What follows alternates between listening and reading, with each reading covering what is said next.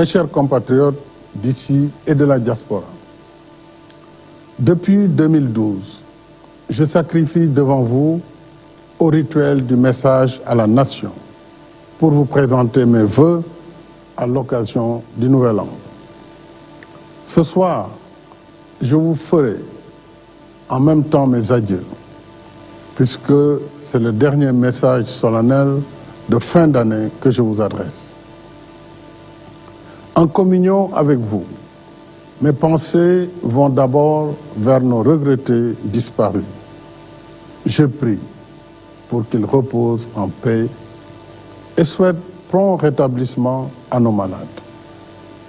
Cette année, notre pays a connu de graves violences ayant causé des morts et des blessés, la destruction de biens publics et privés, dont des lieux de culte, des consulats et ambassades, des établissements scolaires et universitaires, en plus d'une cyberattaque contre des sites stratégiques de l'État et de services vitaux tels que l'eau et l'électricité, et un attentat mortel au cocktail Molotov contre un bus.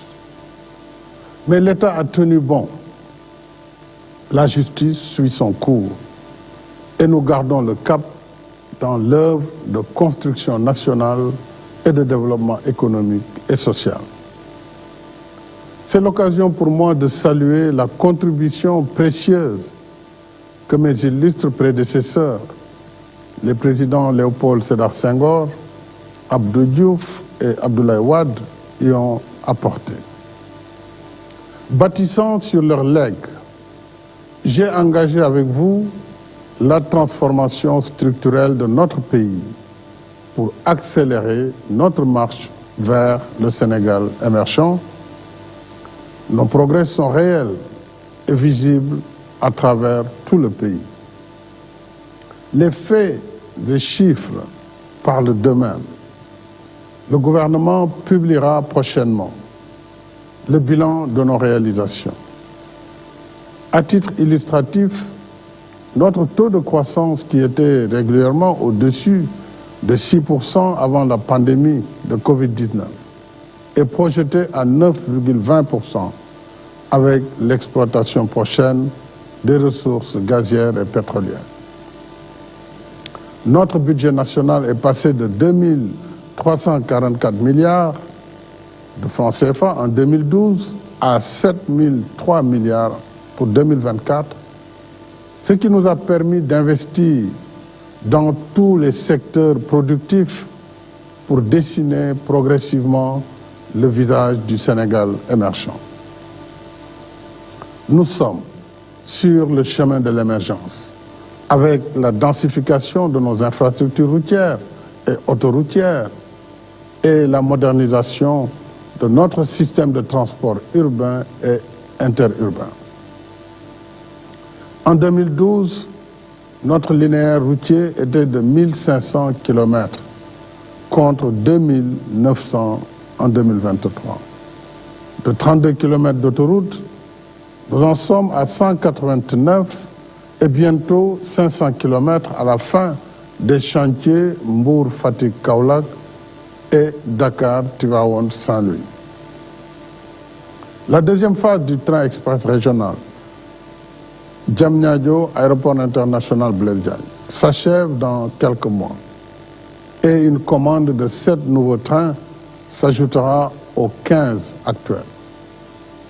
Le BRT sera inauguré ce 14 janvier avec une flotte de 121 bus électriques alimentés par voie solaire et climatisés avec Wi-Fi à bord. À terme, le personnel du BRT sera composé d'au moins 35% de femmes, dont des conductrices. Dakar Dem Dikk a fait peau neuve avec 370 bus de dernière génération. Le Sénégal émergent, c'est le lancement prochain du premier satellite de notre pays, conçu et réalisé par nos propres ingénieurs. Ce sont nos aéroports régionaux, réhabilités, au Cap Skirring, à Kaolack, Kédougou, Sédhiou, Tambacounda, Saint-Louis, en attendant la livraison en 2024 des chantiers de Kolda, Linguère, Ourossogui, Matam et Ziguinchor. Le Sénégal émergent, ce sont nos parcs industriels et nos zones économiques spéciales, nos nouvelles infrastructures sportives, le Dakar Arena, l'arène nationale de lutte, le stade Abdoulaye Wade et les chantiers des Jeux olympiques de la jeunesse de 2026. Le Sénégal émergent, ce sont nos hôpitaux clés en main à Touba, Kaffrine, Sédhiou, Kédougou, Agnam et tous les chantiers en cours à Ourossogui, Saint-Louis, Tivaouane et Dakar, notamment la polyclinique de l'hôpital principal de Dakar et le nouvel hôpital Aristide Le Dantec. Ce sont les performances remarquables de notre corps médical qui a réalisé pour la première fois cette année une séparation de bébés siamois, des transplantations rénales et un traitement endovasculaire. Le Sénégal émergent, ce sont nos nouvelles centrales électriques à énergie propre, entre autres à Bokol, Malicounda, Taïba Ndiaye, Meouane, Médina Dakar et Kahone. Avec seulement 500 MW et un réseau vétuste de 501 km de lignes électriques, les coupures d'électricité étaient longues et fréquentes avant 2012, jusqu'à occasionner des émeutes. Aujourd'hui, nous avons plus que triplé nos capacités électriques, avec 1787 MW et un réseau de lignes porté à 1552 km. Nombre de localités qui vivaient dans l'obscurité sont maintenant éclairées. Le taux d'électrification rurale étant passé de 27% en 2012 à 61% en 2023. Avec l'exploitation prochaine de nos ressources gazières et pétrolières, nous réaliserons à l'horizon 2025 l'accès universel à l'électricité à des coûts plus abordables. Dans le secteur vital de l'eau, nous avons multiplié les forages en milieu rural avec la première phase du PUDC et construit une troisième usine à Keur-Momar-Sarr. Notre taux d'accès à l'eau potable est passé à 98% en milieu urbain et périurbain et à 96% en milieu rural. L'accès universel est désormais à notre portée avec 2 projets de dessalement d'eau de mer, un en construction au Mamel, à Ouakam, et un autre en cours de montage technique et financier, plus la deuxième phase des forages du PUDC qui va démarrer en début 2024. Nos efforts ont également porté sur les 3 piliers de notre stratégie de souveraineté alimentaire, l'agriculture, dont le budget a plus que doublé entre 2012 et 2023, la pêche et l'élevage. Ces 3 secteurs continuent de bénéficier de financements massifs pour les infrastructures et équipements, les intrants, la transformation des produits, les gilets, pirogues et moteurs, les cultures fourragères et l'amélioration génétique des espaces végétaux et animaux. Il en est de même pour la culture et l'artisanat, où s'exprime le talent et le génie créateur de notre peuple. Avec le Fonds de développement des cultures urbaines et des industries créatives et le Fonds de promotion de l'industrie cinématographique et audiovisuelle, nous soutenons nos artistes, hommes et femmes de culture. En outre, je lancerai prochainement le chantier du mémorial de Gorée. Et en faveur de nos artisans, nous avons créé de nouveaux villages artisanaux à Bambey, Fatick, Kaffrine, Kébémer, Linguère et Tivaouane. Les chantiers de Kédougou, Matam et Vélingara étant en cours de finition. S'y ajoute la zone d'activité des mécaniciens et professionnels de l'automobile, avec 488 ateliers établis sur 60 hectares.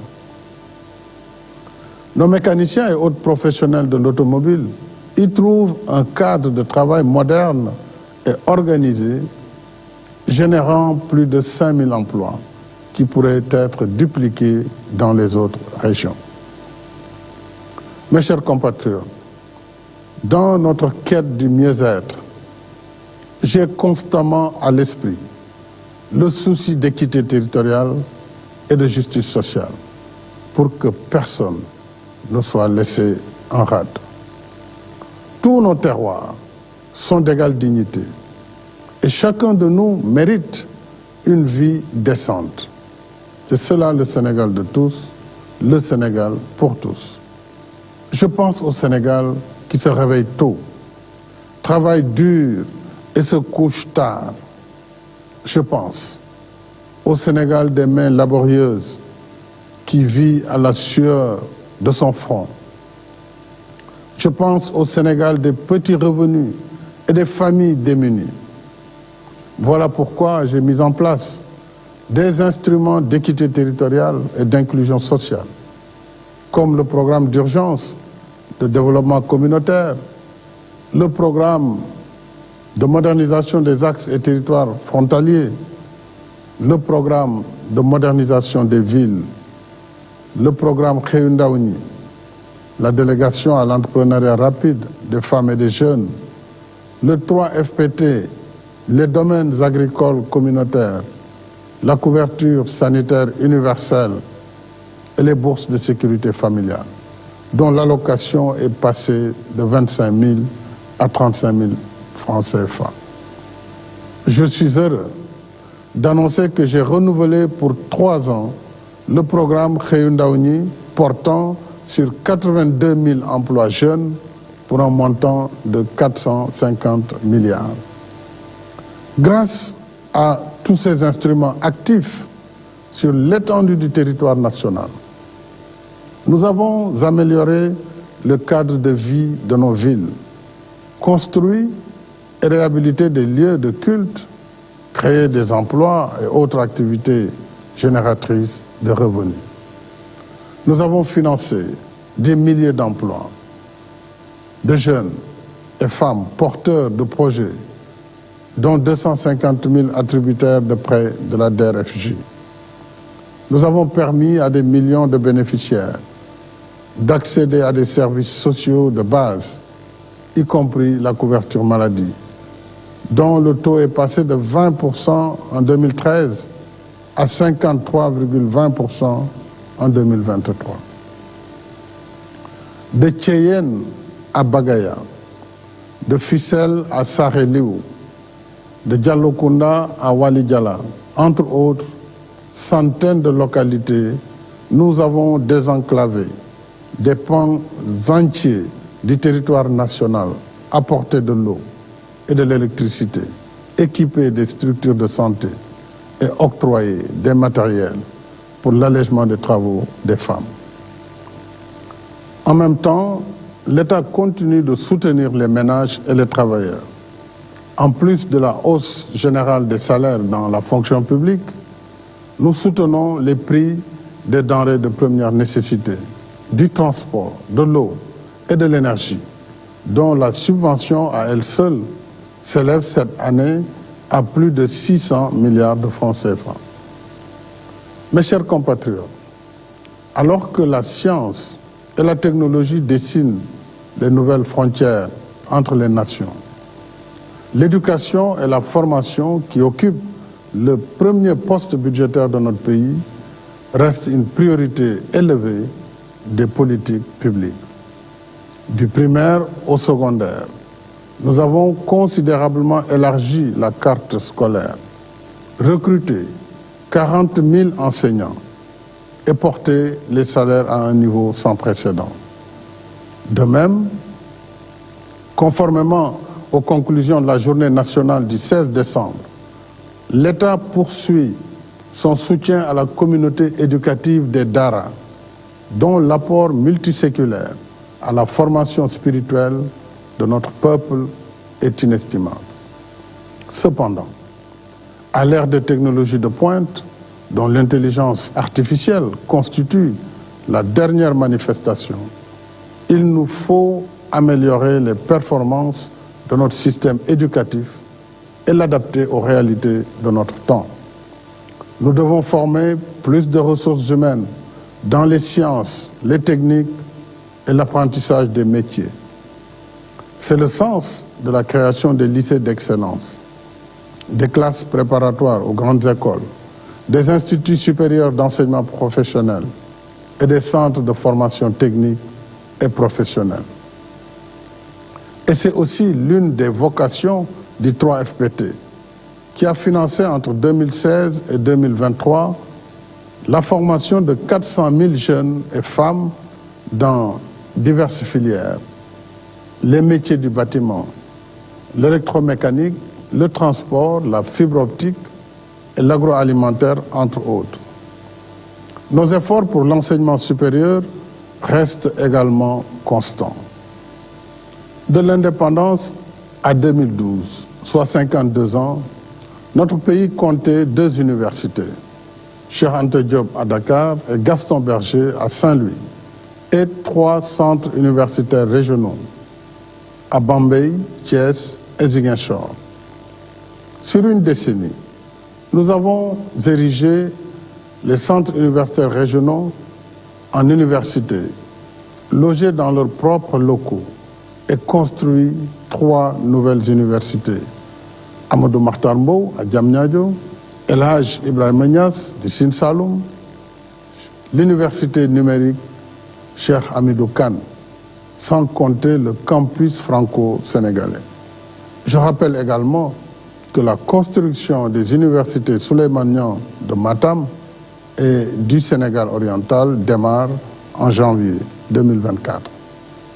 En même temps, nous avons beaucoup investi dans les équipements pédagogiques, le recrutement d'enseignants, la valorisation du traitement et autres avantages des personnels, toutes catégories confondues, et la construction d'infrastructures d'hébergement et de restauration des étudiants.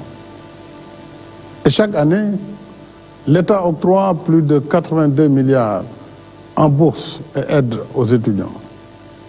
Pour tous ces efforts, parmi bien d'autres, au bénéfice de notre système éducatif, nos enfants méritent des années scolaires et universitaires plus stables et plus studieuses.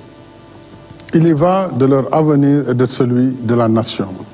Cet avenir, c'est avec toute notre jeunesse que nous le construirons, en lui offrant plus de possibilités de formation adaptées au marché du travail et plus d'opportunités d'emploi et autres activités génératrices de revenus.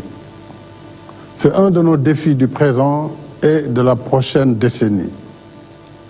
L'avenir de notre jeunesse, c'est ici, chez nous, qu'il se réalise, pas dans les mirages tragiques des réseaux de l'émigration clandestine qui arnaquent nos jeunes et leurs familles.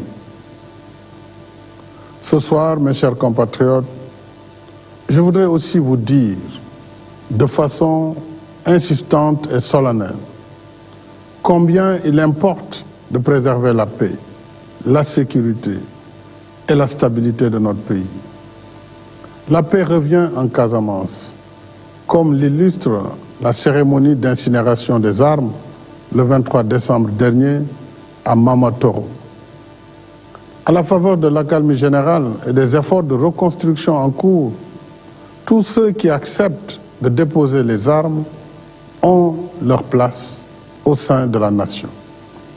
C'est l'occasion pour moi de saluer et remercier nos forces de défense et de sécurité, toutes composantes confondues, pour leur engagement professionnel et patriotique. Avec la montée des périls, nous avons considérablement renforcé leurs effectifs et moyens opérationnels, en plus de l'amélioration de la condition du soldat, y compris les pensions de blessés et mutilés de guerre. Dans un monde de conflits et de violences sous toutes ses formes, les temps sont troubles et incertains. Nous devons sans cesse nous convaincre que rien n'est définitivement acquis. Tout peut basculer quand la paix est rompue, quand l'extrémisme, le populisme et la manipulation s'emparent des esprits, banalisent la violence et imposent le faux à la place du vrai. L'extrémisme, la manipulation et le populisme sont les ennemis mortels de la démocratie, de l'État, de la République et de la nation. C'est pourquoi j'appelle instamment à la préservation de notre vivre ensemble pour que notre pays reste une nation unie dans sa diversité, dans la paix, la sécurité, la stabilité et la protection de notre héritage spirituel et socio-culturel. À présent, mes chers compatriotes, je voudrais vous remercier et vous dire ma gratitude. Quand je sollicitais vos suffrages en février 2012, je n'avais plus aucun mandat électif. Par 2 fois et à une majorité confortable, vous m'avez investi de votre confiance. C'est un honneur suprême en démocratie. Cet honneur, je l'ai toujours considéré non comme une source de privilèges, mais comme une éminente responsabilité et un devoir sacré d'être à votre service, de travailler jour et nuit pour mériter votre confiance. Toute œuvre humaine est imparfaite, mais quels que soient les critères d'évaluation, le Sénégal de 2023 est sans commune mesure avec le Sénégal de 2012. Je suis fier d'avoir réalisé avec vous cette séquence de notre histoire. Un legs qui témoignera pour nous demain. En allant à votre rencontre, j'ai appris à mieux connaître et mieux aimer notre pays, d'un amour inconditionnel et inépuisable. Voilà pourquoi je ferai en sorte que l'élection présidentielle du 25 février 2024 se déroule comme les précédentes, de façon paisible et dans les meilleures conditions d'organisation. J'invite tous les candidats à œuvrer dans le même esprit. Tous ensemble, allons aux urnes dans le calme, la sérénité et le fair play. Et le 2 avril 2024, s'il plaît à Dieu, je transmettrai le pouvoir à mon successeur. Je resterai ensuite disponible et de bonne volonté, car j'ai le Sénégal chevillé au corps et j'ai le Sénégal au cœur. Mon cœur battra toujours pour notre pays, parce que ce qui nous lie, notre histoire et notre destin commun, transcendent mes fonctions officielles. Ainsi, après la transmission du pouvoir, je mettrai en place une fondation dédiée à la paix, au dialogue et au développement, pour continuer à m'investir dans des causes qui me sont chères. La coexistence pacifique des peuples, le dialogue des cultures et des civilisations, le développement durable et inclusif, la justice climatique, le financement de la santé, en particulier la santé maternelle et infantile, le soutien à la jeunesse, le développement des infrastructures en Afrique et la réforme de la gouvernance mondiale qui a mobilisé avec succès notre diplomatie lors de mon mandat à la tête de l'Union africaine. D'ici là, mes chers compatriotes, continuons notre marche commune, main dans la main, pour un Sénégal uni et prospère, dans la paix, la sécurité et la stabilité. Je vous dis merci du fond du cœur de m'avoir honoré de votre confiance pour servir notre pays. Je vous renouvelle mes sentiments de profonde affection À toutes et à tous, j'adresse mes vœux ardents de paix, de bonne santé, de bien-être et de réussite. Que Dieu veille sur notre cher Sénégal. Bonsoir et déwénati.